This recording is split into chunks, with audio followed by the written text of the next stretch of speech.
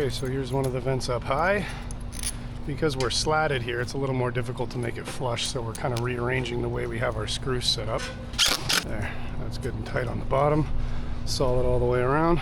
These are rather large weep vents. They're big, but we got our covers in there so nothing can squeak through. And there's several of them all the way around this entire home, and we've got them all filled up with these what we call weep vent covers. We still want the wall to be able to breathe. Prevents mold from building up behind the wall, but these obviously have holes in them that don't prevent anything from breathing, but does indeed stop anything from crawling through. That's the whole idea. Okay, so we're back now.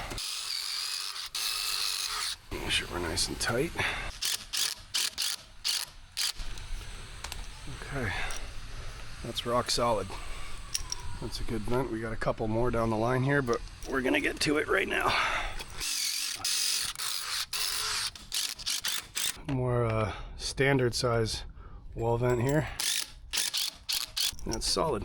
Okay, now the rest of them are up high, so we're gonna get to those now.